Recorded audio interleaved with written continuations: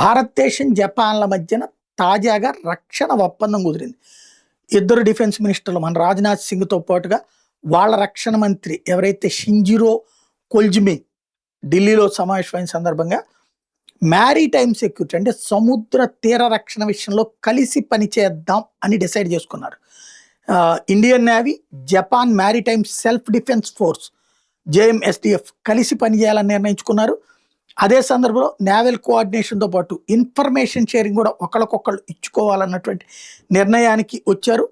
మరోవైపున joint naval ship building ఏర్పాటు చేయాలి, భారతదేశంలోనే జపాన్ వాళ్ళు వచ్చి ఇక్కడ షిప్ బిల్డింగ్ చేసేటట్టు, జపాన్కి సంబంధించినటువంటి అడ్వాన్స్డ్ టెక్నాలజికల్ ఎక్స్పోర్ట్స్ ఇండియాకి తీసుకొచ్చి ఇక్కడ డిఫెన్స్ ఇండస్ట్రియల్ ఏరియాలో షిప్ బిల్డింగ్ కెపాసిటీని, క్యాపబిలిటీస్ని వాడుకోవాలి అన్నట్టు నిర్ణయానికి వచ్చారు. అలాగే రెండు దేశాలు కలిపి కోఆపరేట్ చేసుకుంటూ అడ్వాన్స్ డిఫెన్స్ టెక్నాలజీ మీద పరిశోధనలు చేయాలి, ఇండస్ట్రియల్ కొలాబరేషన్ ఇద్దరం కలిసి పనిచేయాలని నిర్ణయించారు. అలాగే ఇద్దరు కలిసి మిలిటరీ ఎక్సర్సైజెస్ చేయాలని నిర్ణయించారు.